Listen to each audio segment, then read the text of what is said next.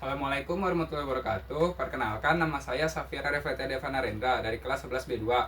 Di video kali ini saya akan menceritakan kembali cerpen karya Ahmad Mustafa Bisri yang berjudul Mbah Sidik. Berikut videonya. Cerpen ini menceritakan tentang tokoh legendaris bernama Mbah Sidik yang diyakini masyarakat di suatu daerah memiliki kesaktian tertentu. Kesaktiannya itu seperti bisa pergi ke Mekah tanpa haji, bisa berbicara dengan Sunan Ampel, dan lain-lain. Nah, di warga daerah sana beranggapan bahwa Mbah Sidik ini merupakan tokoh yang sakti dan sangat dihormati oleh warga-warga di sana, meskipun keberadaannya belum jelas di mana dan dia tinggal di mana. Nah, Mbah Sidik ini diceritakan melalui tokoh bernama Nasrul yang sangat mengagum-kagumkan Mbah Sidik. Nasrul ini seringkali menceritakan kisah Mbah Sidik ini ke teman-temannya di sekitar daerah tersebut. Nasrul tidak hanya menceritakan ke teman-temannya, tetapi juga menceritakan ke tetangganya, keluarganya, dan orang-orang yang ia kenal. Nah, Nasrul ini menceritakan kisah Mbah Sidik ini biasanya tuh di warung Wak Rukiban atau warung tongkrongan tempat dia cerita lah biasanya. Berikut adalah kisah selengkapnya.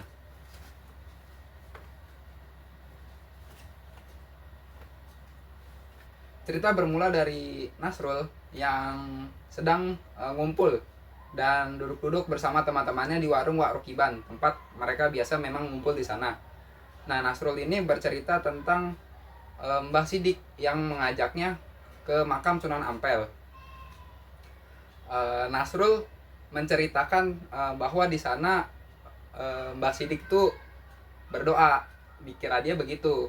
Nah, setelah dia mendengarkan baik-baik, ternyata menurut dia itu Mbah Sidik sedang berdiskusi lah bersama Sunan Ampel, kayak ngobrol-ngobrol gitu tentang politik-politik di negaranya. Katanya begitu. Nah, namun teman-teman dia langsung pada mempertanyakan apakah hal ini beneran gitu. Nah, teman-temannya itu langsung nanya ke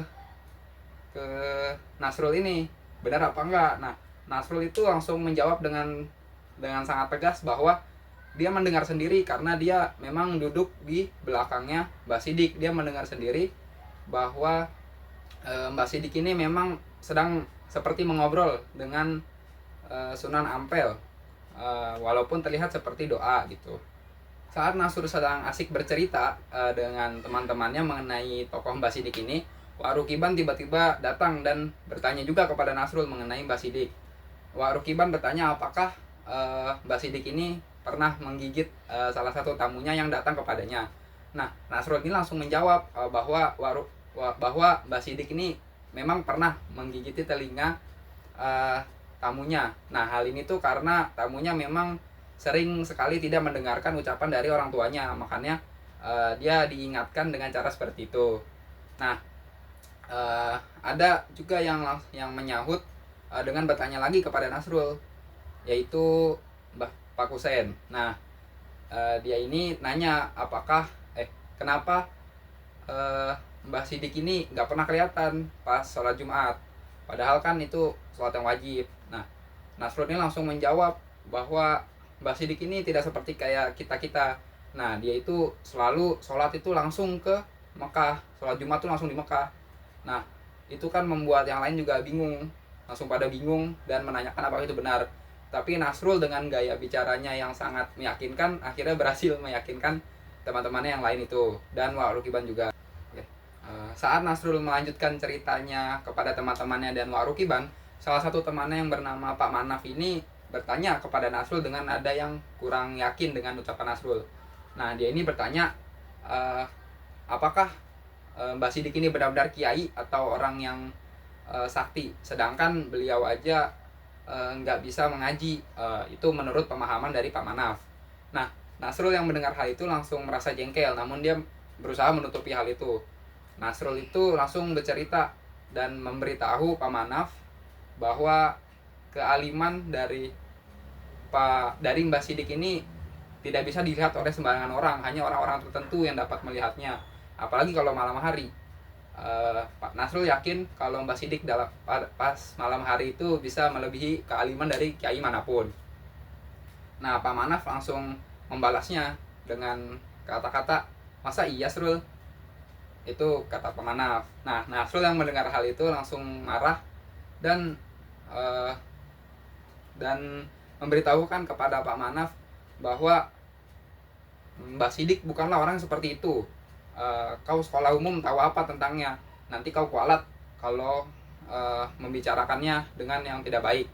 Nasrul langsung berbicara begitu dan tidak lama dia pulang dari situ. Beberapa bulan berlalu, namun Nasrul tidak terlihat lagi di warungnya Warukiban. Nah, Warukiban yang saat itu melihat teman-temannya Nasrul sedang ngumpul, duduk-duduk di warungnya Warukiban ini, beliau langsung nanya, kemana Nasrul selama ini nggak kelihatan, apakah dia pergi atau gimana? Nah, langsung dijawab sama Pak Manaf, kemungkinan Nasrul ini sedang pergi kali ke sama Mbak Sidik. Nah, langsung jawab lagi tuh sama Pak Slamet, temannya Nasrul. Pak Slamet ini bilang kalau mungkin aja sakit kali, nah makanya dia nggak datang-datang ke sini.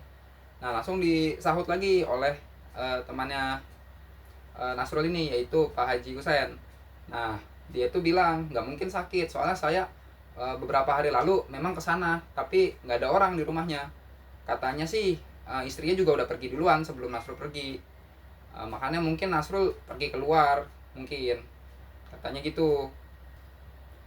Belum lama setelah mereka membicarakan keberadaan Nasrul, Nasrul tiba-tiba datang ke warung Warukiban dengan badan yang lemas, lesu, dan badan yang sudah kurus. Nah, teman-teman Nasrul pun bingung apa yang terjadi kepada Nasrul. Nah, tapi Nasrul langsung memesan kopi ke Warukiban ini. Nah, dengan cepat Warukiban langsung menyiapkan kopi untuk Nasrul dan memberikannya. Tak lama kemudian Nasrul mulai minum dan menyeruput kopinya sambil tangannya gemetaran dan kopinya tumpah-tumpah ke meja.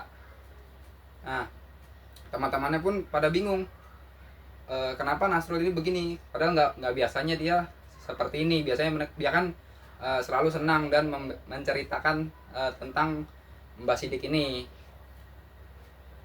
Nah, nggak lama setelah itu tiba-tiba Nasrul ngomong, Sidik sialan, dia bilang begitu.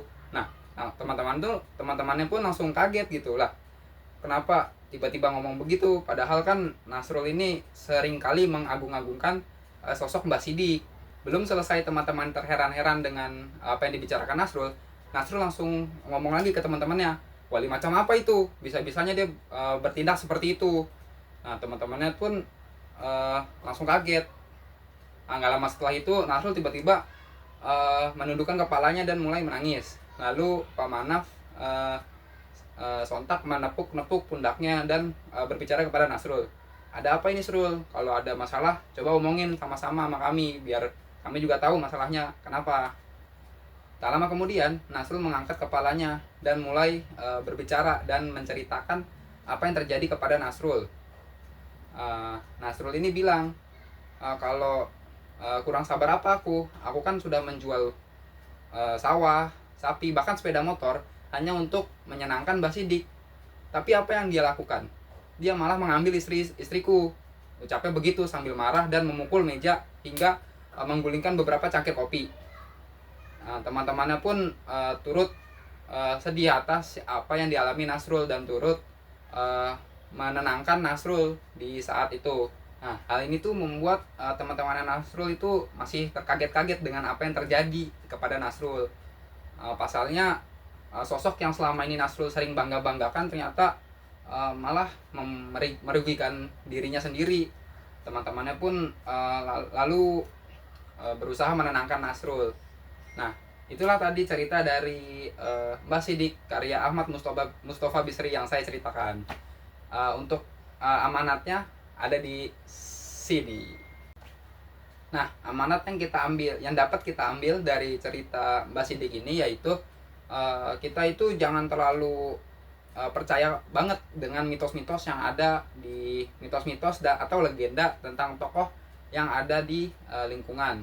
Bisa jadi dia itu hanya mencari nama dan tidak benar-benar baik watak atau sifatnya. Bisa aja seperti Mbak Sidik ini yang memanfaatkan pengikutnya untuk kepentingannya dia sendiri. Nah, itu dia cerita Mbak Sidik karya Ahmad Mustafa Bisri yang saya ceritakan beserta amanat-amanatnya. Sekian dari saya. Wassalamualaikum warahmatullahi wabarakatuh.